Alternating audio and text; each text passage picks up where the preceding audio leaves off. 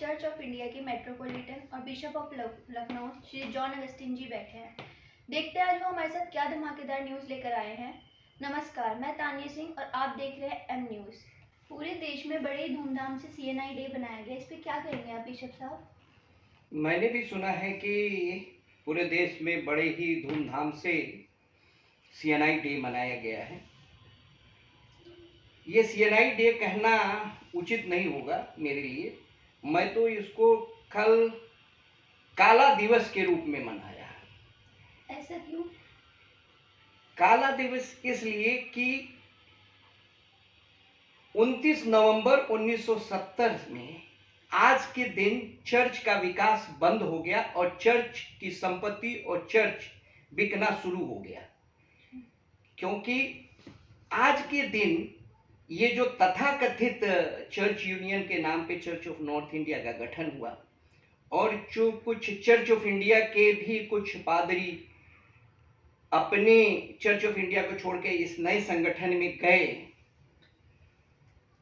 वो इन भ्रष्टाचारियों के साथ मिल गए और चर्च ऑफ नॉर्थ इंडिया में वो सब लोग आ गए जो कम पढ़े लिखे थे, जिनको न दार्शनिक ज्ञान था न ईश्वरीय ज्ञान था। इनके दिमाग में केवल चर्च को बेचना, चर्च संपत्ति को बेचना और किस तरह से इन सब संपत्तियों से अपने व्यक्तिगत लाभ उठाएं। मुझे याद है एक मिस्टर विक्टर हुआ करते थे लखनऊ डायसिस में। उन्होंने एक प्रेस कॉन्फ्रेंस में कहा था कि जो पहला बिशप था लखनऊ डायसिस का, बिशप दीनदयाल, वो कुछ ही वर्षों में कम से कम लगभग 100 से 200 करोड़ की संपत्तियां बेच दिया लखनऊ डायसिस में। एक ये हास्यपद सेलिब्रेशन मुझे लगता है जिसमें वो सब भ्रष्टाचारी एकत्रित होकर पूरे देश में चर्चों में प्रेयर कर रहे हैं। मुझे नहीं लगता कि ये किसी ईश्वर की आराधना करते हैं या प्रभु यीशु मसीह की आराधना करते हैं, क्योंकि इतने भ्रष्टाचारी। अब बताइए कि चर्च ऑफ नॉर्थ इंडिया में बनने के बाद क्या विकास हुआ? विकास यही हुआ कि हमारी संपत्तियां बिक गई, हमारी चर्चेस बिक गए और चर्च में वो लोग आ गए जिनको धर्म का ज्ञान ही नहीं है, केवल इनको संपत्तियों से प्यार है, संपत्तियों को बेचना, अपने व्यक्तिगत लाभ उठाना। और आप लोग देखते हैं आए दिन कुछ न कुछ इस तरह की हरकतें हम लोगों के सामने आती हैं। ये ईसाइयों के लिए या पूरे क्रिश्चियन समाज के लिए एक काला दिवस के रूप में मनाना चाहिए। वैसे भी चर्च ऑफ नॉर्थ इंडिया का परिभाषा आपको फुल फॉर्म नहीं मालूम होगा। CNI, Christ not inside.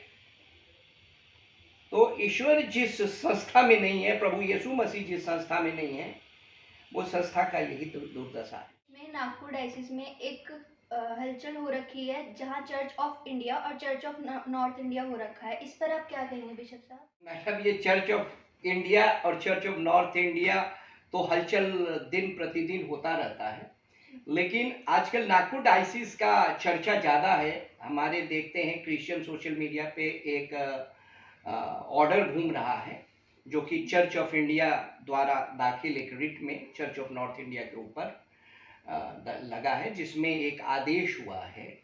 उस आदेश को लेकर पूरे देश में काफ़ी हलचल है।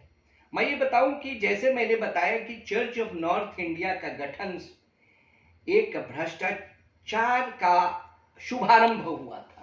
उसी भ्रष्टाचार के शुभारंभ का एक सबसे जो बड़ी कड़ी है, जिसका हमने एक नागपुर डायसिस में जो एक रिट दायर किया है उसमें खुलासा किया है। अब पूछेंगे कि ये खुलासा क्या है?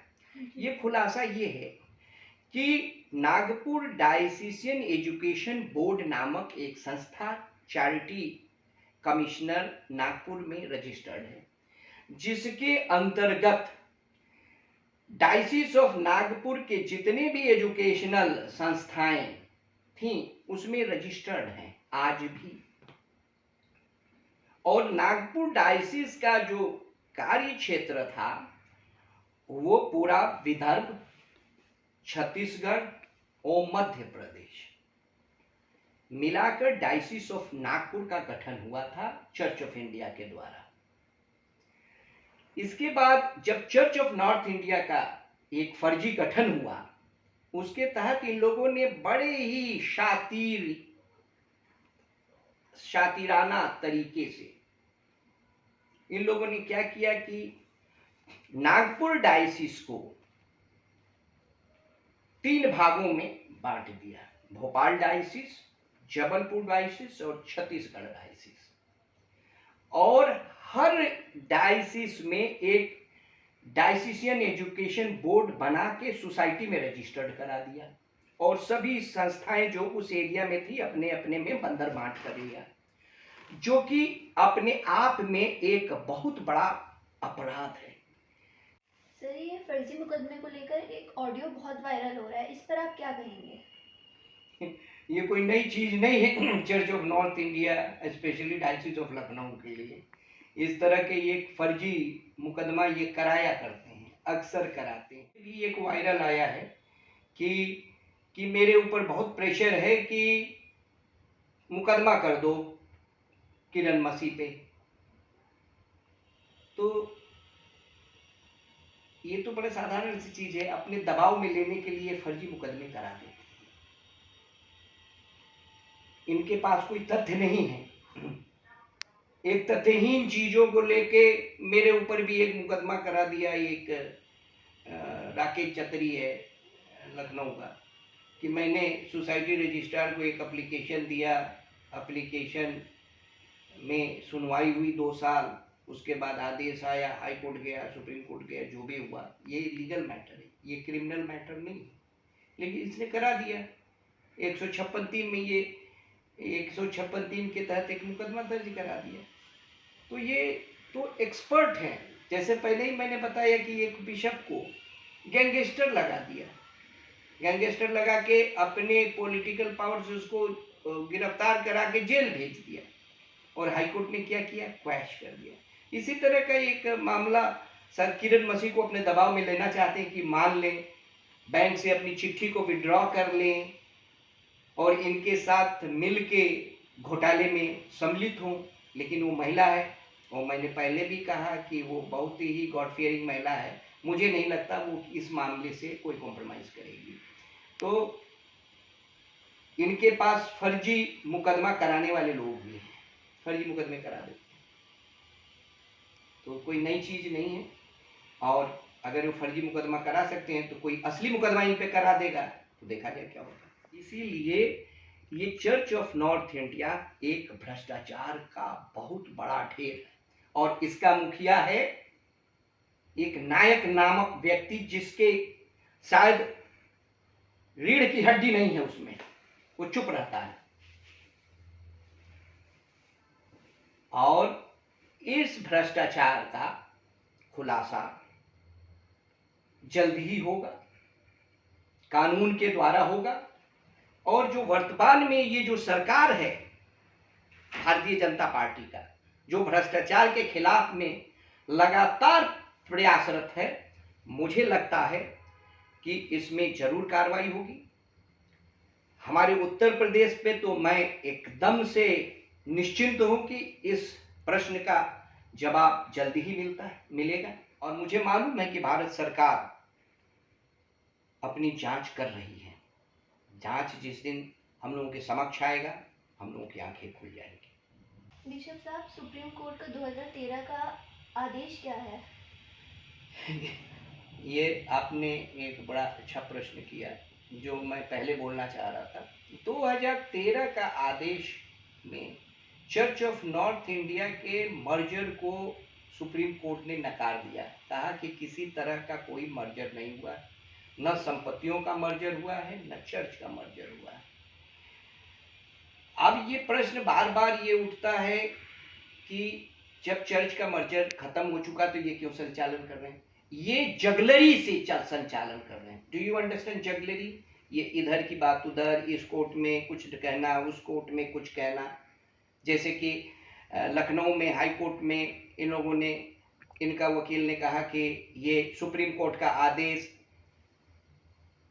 CIPBC पे नहीं लागू होता है, ये केवल ब्रेदरन चर्च गुजरात के लिए था। भाई अब ये जो नागपुर में जो रिट पिटीशन दायर हुआ है, ये मामला तो चैरिटी कमिश्नर का है और चैरिटी कमिश्नर का ही मसला पूरा सुप्रीम कोर्ट आया है। तो चैरिटी के इस मसले को किस तरह से church of north India counter करती है, अब ये देखने की बात है। हमें तो लगता है कि कानून भी यही बनाते हैं, इनको भारत सरकार के कानून से कोई मतलब नहीं, ये खुद ही कानून बना लेते हैं, खुद अपने आप में कानून है, क्योंकि ये पढ़े लिखे नहीं है, ये पढ़े लिखे बाद में। बहुत से आपने पढ़ाई किया होगा स्कूल में, लेकिन ये पढ़ने के बाद पढ़े हैं। तो मुझे लगता है कि चर्च ऑफ नॉर्थ इंडिया का संचालन किसी कानूनी परिधि में नहीं हो रहा है, इनके जगलरी और इनके पैसे के बल पे कर रहे हैं, क्योंकि सभी पैसे वाले स्थानों पे ये बैठे हुए हैं। और भ्रष्टाचार आपने जबलपुर में भी देखा, किस तरह से प्रिंसिपल को लाद के ले गए। आपने और भी जगहों पे देखा। अब देखना है कि आगे ये क्या करते हैं, कितने दिनों तक सुप्रीम कोर्ट के आदेशों का इंटरप्रिटेशन अपने हिसाब से करते हैं। मैं आपको ये बताऊं कि ऑलरेडी चैरिटी के एक मामले में United church of north India को चैरिटी कमिश्नर मुंबई ने ट्रस्टी मान लिया है। फिर इन लोगों ने क्या किया कि अपना जगलरी करके कंपनी में इन लोगों ने कुछ कराया। अब मामला बॉम्बे हाई कोर्ट के सामने इस मसले का भी प्रश्न रखा गया है। अब देखा जाए, क्योंकि जिस दमखम से चर्च ऑफ इंडिया लड़ रही है, उसी दमखम से United church of north India भी लड़ रही है। और मुझे लगता है भ्रष्टाचार काफी दिनों तक नहीं चलता है, भ्रष्टाचार का अंत होगा, सत्य की जीत होगी, सत्यमेव जयते, जो हमारा हर बार हमारे भारतवर्ष का भी यही मोटो है, सत्यमेव जयते। बिशप साहब, लखनऊ डायसिस में काफ़ी हलचल हो रखी है और इस पे आप क्या कहेंगे? देखिए, लखनऊ डायसिस में तो हमेशा हलचल रहता है, क्योंकि यहाँ का संचालन बिशप नहीं करता है। लखनऊ डायसिस का बिशप को एक बेचारा की उपाधि मैं देना चाहता हूँ कि लखनऊ डायसिस का बिशप बेचारा है। ऐसा क्यों सर? वो बिशप होते हुए भी वो कुछ नहीं कर पाता है।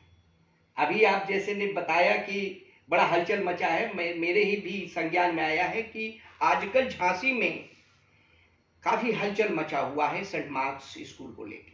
पहला चीज तो सेंट मार्क्स स्कूल के प्रिंसिपल को, जो पूर्व में बिशप बलदेव पीटर थे, उसके पैसे के गमन के मामले के लोग को लेकर उसको निष्कासित किया।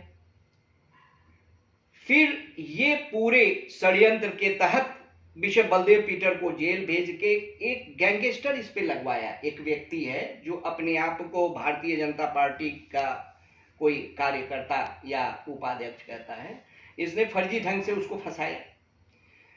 उसके बाद माननीय हाई कोर्ट को लगा कि इसमें तो कुछ नहीं है, उस गैंगस्टर को क्वैश कर दिया। इससे ही पता चलता है कि वो फर्जी था। फिर इसने क्या किया कि उनको CNI सीनेट को डरा के, धमका के, दबाव दे के एक बिशप मॉरिस एडगर दान को लाया, जो कि मॉरिस एडगर दान पूर्व में भी जेल जा चुके हैं और पूर्व से निष्कासित थे। इनका एक ग्रीन बुक है, उस ग्रीन बुक के नियमानुसार उनको डिगाउन की कर दिया गया। फिर वो किस ग्रीन या रेड या ब्लैक बुक के तहत उनको फिर लाया गया, मुझे नहीं मालूम। उनको बिशप बनाया। बिशप बनाने के बाद वो तत्काल रूप से पहला काम किए कि ब्रूस एंडरसन नामक व्यक्ति, उस भ्रष्टाचारी को, जो मेरे भी संपर्क में आया था, मुझसे भी पहले उसने एक अपॉइंटमेंट लेटर लिया, कहा कि मैं चर्च ऑफ इंडिया का प्रिंसिपल हूँ, मैं चर्च ऑफ इंडिया का हूँ, तो ये सब समय समय से अपना रंग बदलते रहते हैं।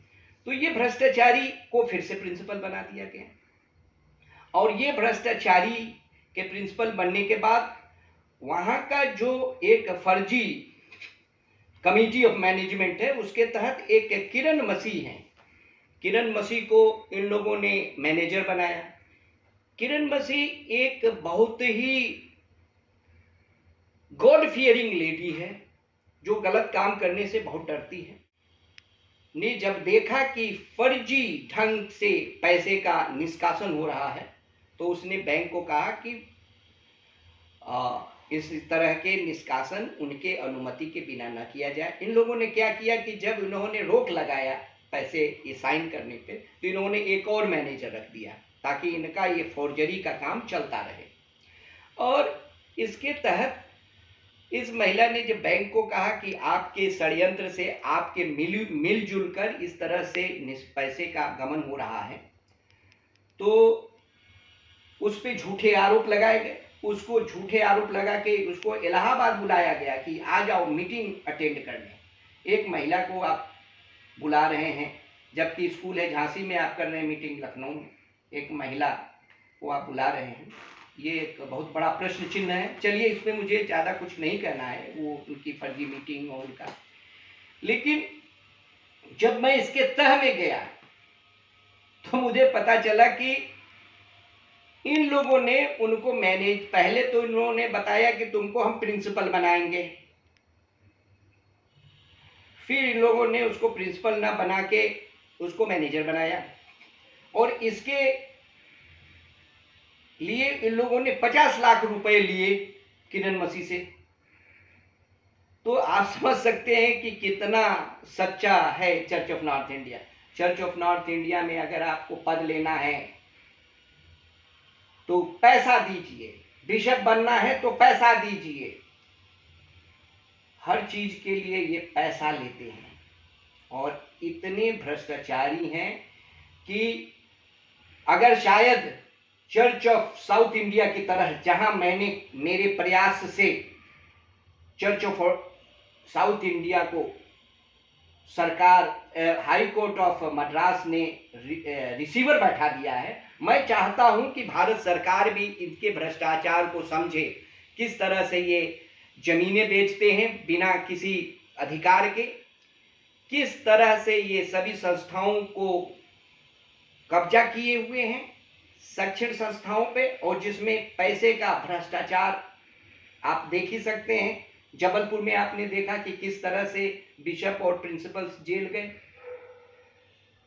तो मैं चाहता हूं कि चर्च ऑफ नॉर्थ इंडिया पे भी सरकार को रिसीवर बैठा देना चाहिए। अगर ये रिसीवर नहीं बैठाते हैं तो हम चर्च ऑफ साउथ इंडिया का उदाहरण देते हुए हम भी माननीय कोर्ट से यही आग्रह करेंगे कि चर्च ऑफ नॉर्थ इंडिया पे रिसीवर बैठा दे, जब तक चर्च ऑफ इंडिया के और चर्च ऑफ नॉर्थ इंडिया या church of United church of north India या चर्च ऑफ नॉर्थ इंडिया के बीच में विवाद चल रहे हैं। ईसाई समाज के लिए आप कुछ कहना चाहेंगे? देखिए, मैं ईसाई समाज के लिए, एक तो मैं आने वाले क्रिसमस पर्व के लिए सभी ईसाई भाइयों को अपनी शुभकामनाएं देना चाहता हूं कि ईश्वर उनके घर को में आए, उनके घर के परेशानियों को दूर करें। और साथ ही साथ मैं ये चाहता हूं कि पूरी चर्च में फिर से प्रभु यीशु मसीह का आगमन हो, विशेष करके चर्च ऑफ नॉर्थ इंडिया के लोगों के बीच में प्रभु यीशु मसीह आए, ताकि लोग जागृत हों। जब लोग जागृत होंगे तो लोग सड़कों पे आएंगे, जब लोग सड़कों पे आएंगे तो ये भ्रष्टाचारियों को उनका जवाब मिलेगा। क्योंकि चर्च, चाहे वो चर्च ऑफ नॉर्थ इंडिया हो या चर्च ऑफ इंडिया हो या मेथोडिस्ट चर्च हो, चर्च कलीसिया का है। ये पादरी या बिशपों की दादागिरी का नहीं, उनके बाप दादों की संपत्ति नहीं है। ये कलीसिया की संपत्ति है और कलीसिया के लोगों के लिए है। क्या हम लोग, हमारे ईसाई भाइयों के बीच में, इनके बच्चों बच्चे इतने लायक नहीं है कि इनके ईसाई संस्थाओं में इनको जगह मिले, लेकिन आज जगह नहीं मिल रहा है। 90% संस्थाओं में ये पैसा लेके दूसरे समुदाय के लोगों को लेके आते हैं, पहला। दूसरा, अपने ही घरों में लोगों को ये प्रिंसिपल बनाते हैं, सचिव बनाते हैं। जैसे मुझे अभी बताया गया कि हाबिल ने अपने बेटे को वहाँ का डायसिस का सचिव बना दिया, तो वो प्रिंसिपल भी है, सचिव भी है, और कोई ईसाई नहीं मिला। वैसे ही ये जो बिशप नायक है, जो अपने को मॉडरेटर कहता है, जिसको मैं कहता हूँ कि बिना रीढ़ का बिशप, ये अपने साली को बिशप बना दिया, और मुझे सुनने में आ रहा है कि अपने साले को भी बिशप बनाने जा रहा है। तो ये घर की खेती बना दिए हैं, और ये खेती तब तक इनकी चलती रहेगी जब तक ईसाई समुदाय में जागरूकता नहीं आएगी। तो मैं फिर से अपने ईसाई भाइयों को हाथ जोड़ के निवेदन कर रहा हूं कि आप लोग बाहर आइए, आप लोग जागरूक बनिए, अपने अधिकारों को समझिए, ताकि चर्च बचा रहे, ईसाइयत बची रहे। नहीं तो ये मक्कार और इनके करतूत तो पूरे ईसाई समाज या पूरा ईसाइयत को ही खत्म कर देगा। तो मेरे इसी एक छोटे से संदेश के द्वारा मैं अपनी बातों को पूरा करूं। तो ये थे हमारे साथ बिशप साहब जॉन अगस्टिन जी। अगर आपको खबर पसंद आई हो तो हमारे चैनल को सब्सक्राइब और लाइक कीजिएगा। If you like this video, hit the like button and press the bell icon to never miss an update from M News.